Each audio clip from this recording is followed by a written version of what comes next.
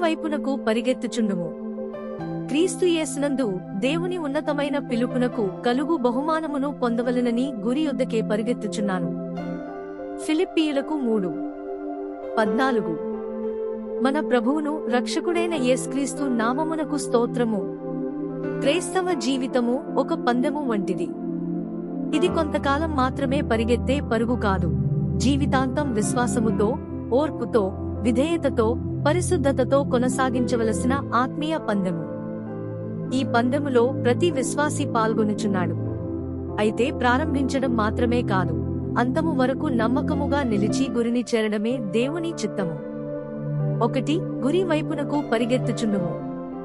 అపోస్తలుడైన పౌలు ఇలా ప్రకటిస్తున్నాడు: క్రీస్తు యేసునందు దేవుని ఉన్నతమైన పిలుపునకు కలుగు బహుమానమును పొందవలెనని గురి యొద్దకే పరిగెత్తుచున్నాను. ఫిలిప్పీయులకు 3:14. పౌలు తన గత విజయాలను చూసి గర్వించలేదు. గత వైఫల్యాల వలన నిరుత్సాహపడలేదు. తన దృష్టిని క్రీస్తు మీద నిలిపి ముందున్న గురిని లక్ష్యంగా చేసుకుని నిరంతరం ముందుకు సాగాడు. మన గురి ఈ లోకపు ధనము, ఘనత, పదవి లేదా మనుష్యుల ప్రశంస కాదు. మన గురి ప్రభువైన యేసుక్రీస్తును మరింతగా తెలుసుకొనుట, ఆయన స్వరూపములోకి మారుట, ఆయన మనకు అప్పగించిన సేవను నమ్మకముగా పూర్తి చేయుట, చివరికి ఆయన సన్నిధిలో నిలిచి ఆయన మెప్పును పొందుట. ప్రతి విశ్వాసి జీవిత ఆశయం ఇదే కావాలి. బళ నమ్మకమైన మంచి దాసుడా, మత్తయి 25:21 అని ప్రభువు పలికే దినము కొరకు జీవించాలి. 2. అక్షయ కిరీటమును పొందుటకు పరుగెత్తుడి. పౌలు ఇలా బోధిస్తున్నాడు: పందెపు రంగమందు పరుగెత్తువారందరూ పరుగెత్తుదురుగాని ఒక్కడే బహుమానము పొందును. మీరు బహుమానము పొందినట్లుగా పరుగెత్తుడి. 1 కొరింథీయులకు 9:24-25 వరకు. లోక సంబంధమైన పందెములో పాల్గొనువారు క్షయమగు కిరీటము కొరకు కఠినమైన శిక్షణ పొందుదురు.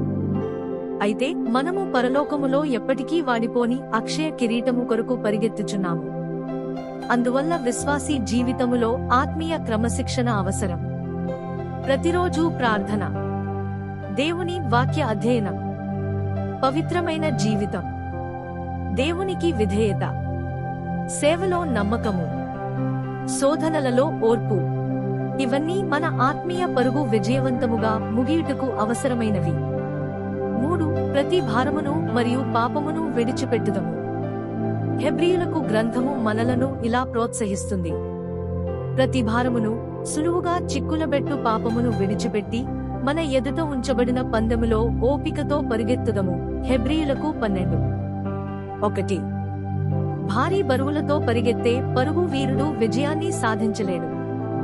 అదేవిధంగా విశ్వాసి కూడా తన ఆత్మీయ జీవితానికి ఆటంకమయ్యే ప్రతి భారమును విడిచిపెట్టాలి.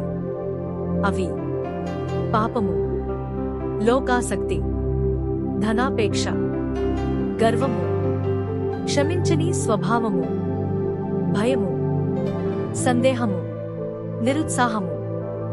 ఇవన్నీ మన ఆత్మీయ పరుగును నెమ్మదింపజేస్తాయి. 4. యేసువైపు మాత్రమే చూచుచుండుడి. హెబ్రీయులకు 12:2 ఇలా చెబుతోంది: విశ్వాసమునకు కర్తయు దానిని కొనసాగించువాడునైన యేసువైపు చూచుచు. మన దృష్టి మనుష్యుల మీద కాదు, పరిస్థితుల మీద కాదు, సమస్యల మీద కాదు, ప్రభువైన యేసుక్రీస్తు మీదనే ఉండాలి. ఆయనే మన విశ్వాసానికి ఆరంభకుడు. ఆయనే దానిని సంపూర్ణము చేయువాడు. ఆయనను చూస్తూ నడిచినప్పుడు శోధనలలో ధైర్యము, కష్టాలలో బలము, బలహీనతలలో కృప, ప్రతి పరిస్థితిలో విజయము లభించును. 5. అంతము వరకు విశ్వాసమును కాపాడుకునుడి.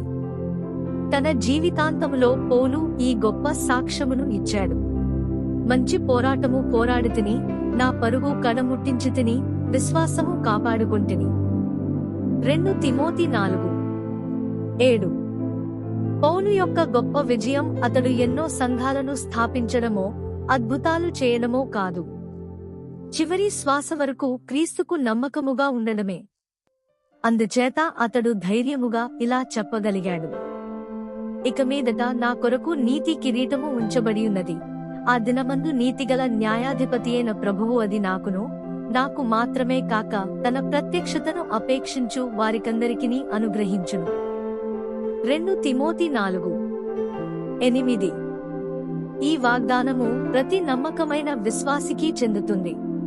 ముగింపు. క్రైస్తవ జీవితము ఒక ఆత్మీయ పరుగు.